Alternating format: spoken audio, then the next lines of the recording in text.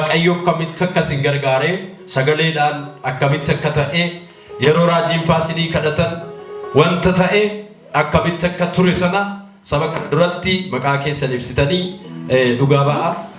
Maqaan koo Burtukaan Dijiniin jedhama. Biyyin irraa dhufe immoo Anaadaa Birgaa magaalaa Hincinni ganda duwwaa tokkodha. Akkuma isaan dubbatanii ani biyya bakkeerran ture jechuudha. Biyya Arabaa biyya Baariin jedhamu. Ishiin bukkeetti argamtu immoo obboleettii koo Xajjoo Dijinee jedhamti. Biyyi ishiin turtee dhuftes immoo akkasuma biyyummaa Baariinidha. Mana tokko keessa jiraachaa turredha. Gochaa waaqayyo nu godhe waan baay'eedha. Isaan keessaa isaan tokko tokko dubbannee warra dabarraa isaaf immoo waaqayyo dhiisne jechuudha. Egaani nama waaqayyo raajii taarikuudhaanii kan inni ol baree onlaayinii irratti kan inni amanadde sanis ishiinis onlaayinii irratti amananne jechuudha. Gooftaan qabnu gaafa maatii baanu egaa waaqayyo waan guddaa nuuf godhe yaani bara 2012 jechuudha. Ji'a Hidaarii keessa utuma maatii wajjiniin jiraadhu keessa jiru maatii nani bira jiru fira qabu fira isaanii bira akkuma anaaf ishiin jiraannu daa'ima lamatu ture jechuudha. Akkuma keenyatti hojjettoon isaan lamaan suni baanii badanii gaafa isaan baanii badanii bakka isaan naqasinitti mataniiru fidinaan jedhanii turan. Ani dhugaadha waan hin beeku hin jiru natti isin himnee baanii baduu isaanii qofan beeka. Sababbii isaan badaniif situ keessaa qabaa nu dhositeettaa yookaan himtu taanan immoo ajjeefamtaadha kan isaan natti dubbatan. Achii booddee ani kana keessaa dhimma qabu baay'ee rifadhee zimedeetaa ilaalanii yaa waaqayyoo Otoon dhimma kana keessaa dhimma qabatee dabarsitee na laachuuf fedhate haa ta'u garuu kana keessaan qabu akka itti na gargaartu situ beekadheen dubbadhe. Anis ishiinis gaafatamneenaan lafa fuunu dhabne. Isa booddee nan taa'ee hundumti isaanii walitti dacha'anii mari'ataniitu. Ani immoo gisee baay'ee dhugaadha namatti nan yaadda eenyumaa wajjin firii ta'ee jiraachuu nan barbaada. Ijoollee sun gisee isaan keechuminati maatii isaanii wajjiniin dhufanii waan baay'een itti dubbatan ture akkaataa isaan ittiin wajjiniin jiraatanii. Isa booddee sababbiin isaan itti na shakkanii nama birrii alaan namaa ergutu jira. Isaan barsiisennaan eechaa dhufan jedhanii gaafannaan ishiitu nu ergee akkasittiin birrii karaa kana ergadhaan hojjetteennaan isaanumatu ijoollee keenya fudhatee bade waan ta'eef situ beekaa fedhanii ani isas hin beekuu waan dhageenye. Isa booddee ani hin beekuu deeka kadheennaan danda'amuu didee na ajjeesuudhaaf natti qophaa'anii bakka maatiin isaan jalaa badanis dhufanii hankeenyas natti gamaniiru. Mana keessa jiraadhu kilaasii cufadheen taa'ee ishiin kun immoo mana tokko keessaa ta'u malee mana micoo isaanii hojjetti achitti geessanii itti cufaniiru. Anas asitti mana nani jiraadhu keessatti natti cufanii guyyaa 3 fanani kan nani mana san keessa cufadhee taa'e karaan gadi ba'uun qabuun gabbee na ajjeesu banatanii immoo natti seenan halumatti gadaabaatu dhaafe malee. Isa booddee guyyaa 2 mana keessa oolee bulee ishiis natti fidanii anas gannan baasanii gaafa guyyaa 3ffaa ta'u nama waaqayyo raajii taarikoo onlaayinii irratti wajjin tajaajila turre. Baay'ee sodaadhaan nama dubbisu onlaayiniirraan baay'ee rakkoo baay'ee sababii qabuu fi nama waaqayyo safuura namaa eeguudhaaf iddoon qabaa itti dubbachuu sodaadheennaan ciisee hunduu waaqayyo karaa nama kanaa duras waan gurguddaa naaf godhe barreesseen itti dubbadha sagalee koo na sodaadadeen nagaa waaqayyo isiniif haa ta'u jedhee barreesse fi ji'a Hidaarii keessa guyyaa isaarree yaadadhu nagaa sana deebisanii naan baay'ee sosin burtee maaltu ta'e naan jedhan sodaachaan waan bu'aa dandeettiin dubbadhuu nan dawwalee fi na jalaa kaasanii akkasittiidha mucaa isaanii tokko biyya bakkee fagoorra deemeera jijjiirama deemeera hin gala isaadha kan obsan qabnee saddeenaa ajjeesa sodaadheera waaqayyo waan tokko naanaa jedhu maaloo naaf kadhadhaan jedheenii isaanis homaanatti hin qoosne harka kee mataarra godhadhu waaqayyo waan haaraasiif godhanaan jedhanii harka koo mataarra godhadheeman maqaa Yesuusin innatti sodaattu jalaa buteensi baasee radhee amiin jedhee fudhadhee sodaa san keessaa man ba'ee karaa banadhee gadi ba'ee jennaan natti hin dubbanne. Akkasumatti na laalanii galatni waaqayyoo fudhatu.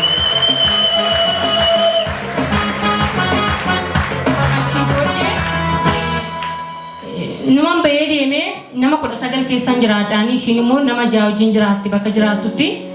qaxxadhanii na laalanii immoo sodaanani qabu sun hundumti isaa qalallarraadhi baay'ee raafama mana san keessa jilbiifachuu hin danda'u taa'uu hin danda'u namni sagalee irree arge sagalee namaan dhaggeeffate malee dandee dubbadhee ittiin deebisu dhugaadha.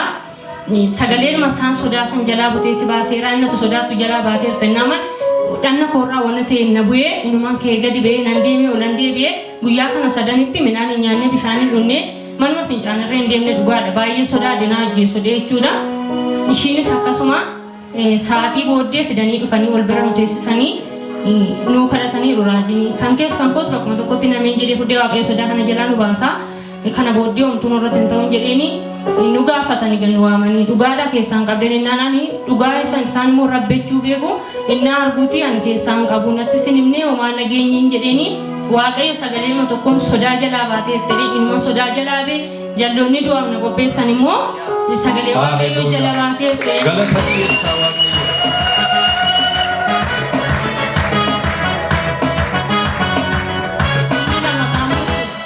inni lammataa ishii kanatu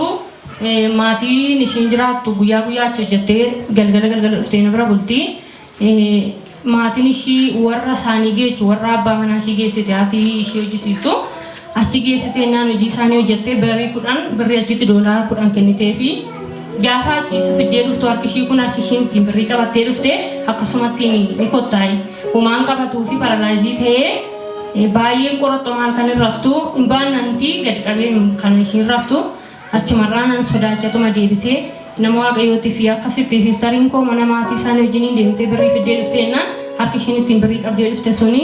baay'ee dhukkubeetii sagalee tokko baasaa fi waaqayyo waan godhu qabaa nama naaf fayyitiin jedheeni daqiiqaa 7 wajjinumaan nu kadhatanii maqaa yesuusinii ifayyitii harki ishii kunis gadhiisaa hafuurri du'aaf ishee eeggatu sa'aatii kana kaasee irra cabee dhadhee amin jettee fudhattee harki koo ganna lakkiseeraa kootu ilaalii na dhukkubu naan jettee dhugaadhaa halkan lammataa gaafa raftu baanna waaqayyoof galata fidaa haleluuyaa waaqayyo walumaa gurguddaa karaa waldaa kanaan hojjeteera kanaaf galanni waaqayyoof haa ta'u ishee harka keessa walitti tumaa waaqayyoodhaaf haleluuyaa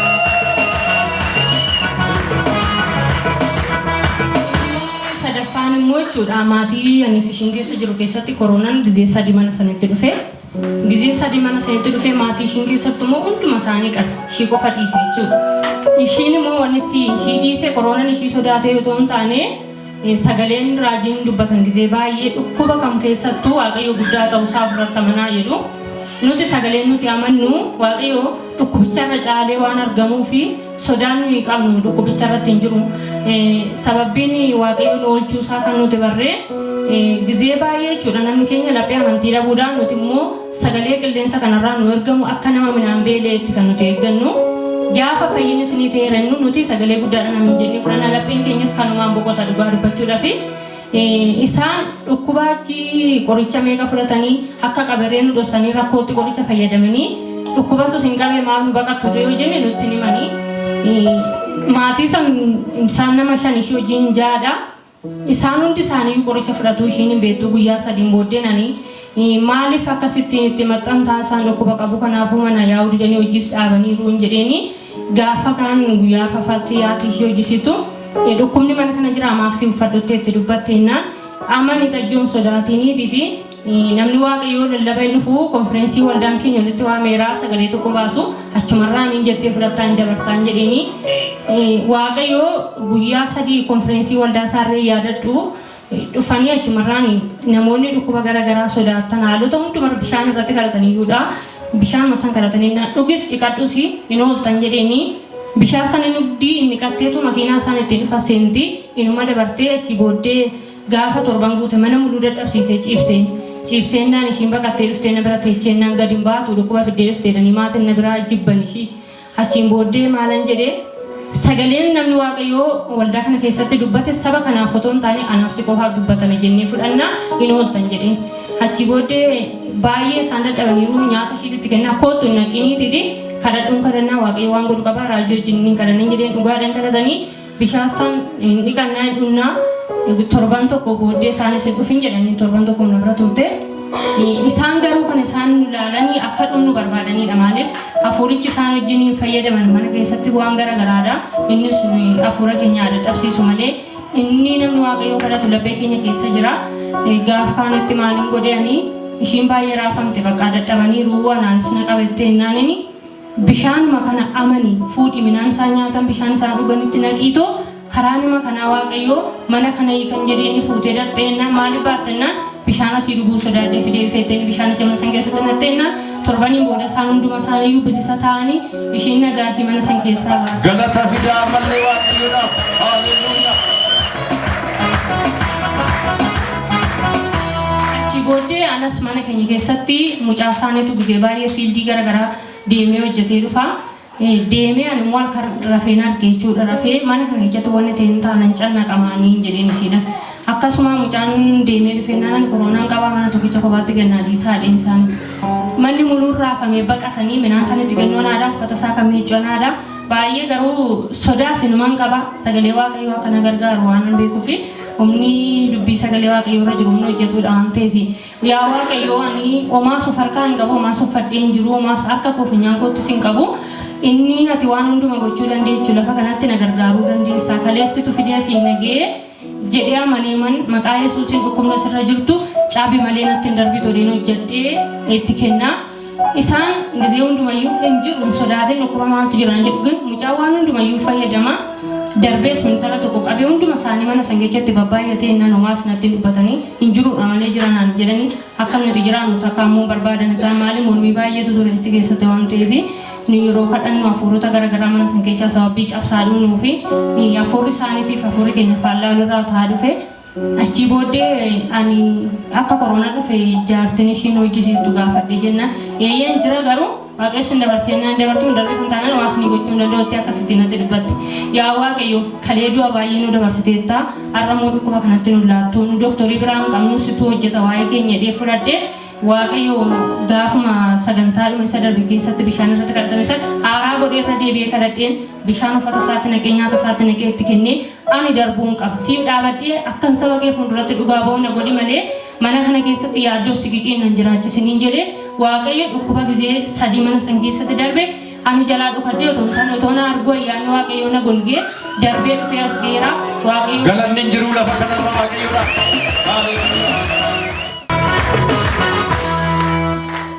Ramo dhufuu dhafanii waggaa 3 fi ji'a 5 irra geera waggaa 2 iyya magaluu gaafadheenaan hin danda'amu naan jedhanii waggaa 3 geennaan hin galtamaatii kee argita baqaa naan jedhanii raawwataniitu natti gaabu gizee baay'ee jechuudha sababii hojii mana san keessatti baay'eetuuf ani aara galfii malee hojjedha mana sanitti ishiin immoo achi hojjettee dadhabdee dhufteetu na gargaaraa bulti biyaansaan sa'aatiin ani qabu xiqqaa sa'aatii 2 kan tokkodha kana caalaa akka namaatti miti kan isaan namaa yaadanis kana nan itti jiraachaa turesi achi booddee baay'ee sodaadhanii ani bakka yaa waaqayyo bara nan galu maatiin koos akkanan dhufee isaan argawwaniiru diinnis laagola kanatti waa baay'ee hojjechaara bakka hin darbuun jedhee anarra immoo ishiin qorumsa gurguddaa dabarsitii gizee isaa faana deemtu konkolaatanii ittiin garagalee faa beeka dhugaa dubbachuudhaaf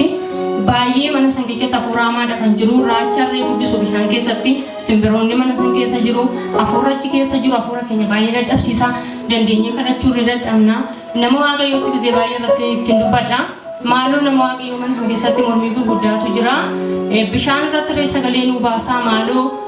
anis sagantaa irratti hirmaachuu dadhabeera gizee sagantaan naa kennamu waan dubbadhu yoo dhabe duwwaa koo tajaajiluu immoo sodaadheera jedhanii bishaan irratti daqiiqaa 3 daqiiqaa 2 nuffii tokko malee dhugaa dubbachuudhaaf haala qilleensa kanarratti tajaajiluun ayyaana waaqayyoo nama baay'atee malee akkanatti hin danda'amu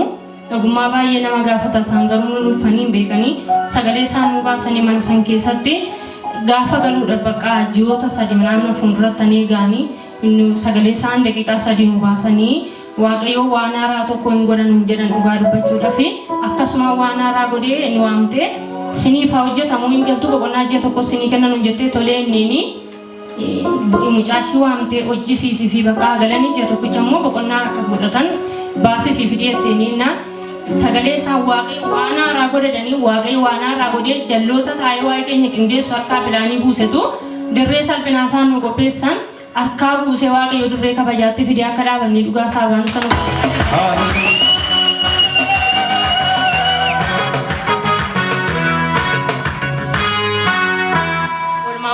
Godheessa kanaadha nuti lafarra dhumnee miti kaleessas gaarummaa waaqayyoo jiraatu malee kana mana ni qilleensarra nanis ishiin tokkos immoo obboleettii koodha ishiirratti dhalattee biyya beeruu jirti namni waa'ee biyya beeruutti hin beekne hin jiru qormaata gurguddaatu ture achirratti ishiin nama biyya lafaa keessa jirtuudha baay'ee laphee ishii jaalala waaqayyootti ittiin dhiyaatu dhugaa dubbachuudhaaf mormitiini namni gaafa waa'ee waaqayyoo dhugaa ba'uuf waaqayyo siif maal sii godhareessi dhukkube ergaa manatte malee akkasi godhe si qoreetti malee waan waaqayyo namaa godhee uffee akkasii godhettee gaarummaa tokko dubbattee hin beektu ani fi ishiin garuu dhaabannee waaqayyo gaafa nuuf oolmaa kana godhe dhugaatti baana toleen jettu isa booddee waaqayyo gaafa nu kadhannee jennu namni waaqayyo konfereensii wayii keessatti karaa kee wanti ta'u tokko jira waan namni rakkina isaa dagatee darbu tokko jira jedhanii natti dubbatanii maqaa koo waamanii burtukaan jedhanii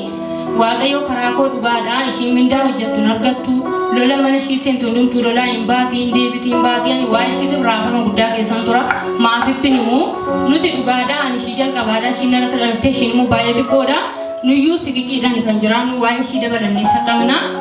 yaa waaqayyo ayyaanni waldaa kamirratti dhalootaaf gargaarsa gootu gola ishiin jirtu seenuun dadhabdu laphee ishee akkamittiin cabsitanii kadhadha waaqayyo guyyaa tokko ishii yaadate meemee waaqa isin waan godhe san argu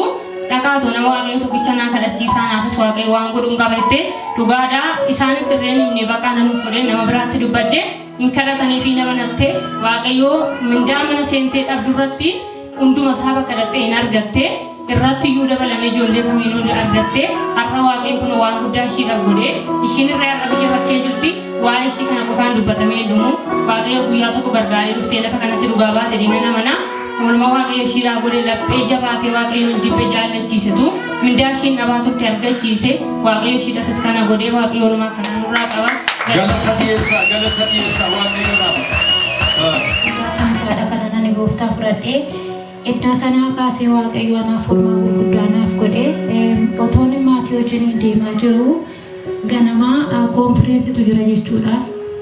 Waldaa waaqayyo naasumni isaa kan jedhamu keessatti namni waaqayyo raajii taarikuun ganama seenanii daqiiqaa xiqqoodhaan seenanii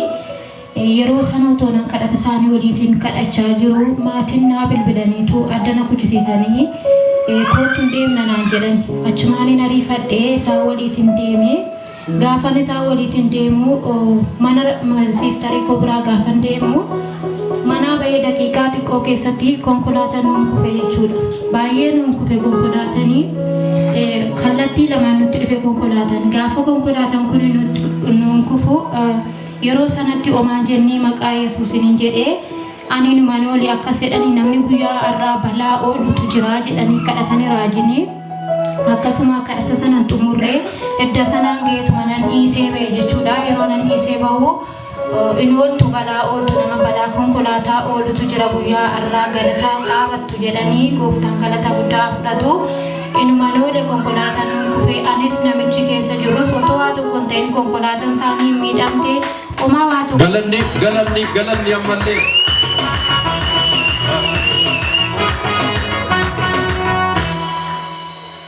Konkolaataan isaanii homaa waa tokkorree hin oolle jechuudha. Gommaa fi wantoonni qolfii qofadhaa kan isaanirraa fudhatanii eega sanaa ani fayyaa kootan ta'ee sa'aatii lamaaf garuu baay'ee tokko rifadhe malee otoo waa tokko hin ta'in fayyaa kootu mastaawotiinis nan gacca'in anis namichi sunis inuma oollee inuma baanee guyyaa gaafa sanaas gooftaan inuma nu oolchee. Inni lammataa immoo guyyaa har'a madaatu ga'e jedhanii ayyaana isaanii sanarratti kennaa dheedhanii mana maatii isaa namicha wajjiniin deemee sana hojjisiisu bira wajjiniin jechuudha. Kennaa dheedhanii $10 kennan. Harka isa mirgaa kanaan naa kennanii akkasumatti hin qabadhee galee siistarii koo bira gaafan galuu akkana malee akkana naaf hin jedhu ture harki. Achumaan baay'ee na dhukkuba ture danda'ee oma harka kanaan hojjechuu hin danda'u guyyaa 3 akkasumatti rakkachaa ture. Halkan narra foon jedhee rafuun nan kadhadha jedhee danda'een jilbiifadhu dubbii sagalee waaqayyooti mitiitii faarfannaa dhaggeeffachuun jaaladhu bakkaan guyyaa 3 kana baay'ee rakkachaa ture. Achumaan inni siistarii kootti mee gaafan ishiitti immoo ishiin nama waaqayyoo raajii taarikuudhaaf bilbiltee akkas jetteeni daqiiqaa xiqqoodhaaf ajajan baasa bishaan irratti hidhanii ajaja baasanii bishaan sana irratti naqadhee sa'aatii sanii jalqabee harki koos naa hojjetee anis nan fayyee egaa guyyaa gaafa sanaatti harki koos amma guyyaa irratti fayyaante. Galata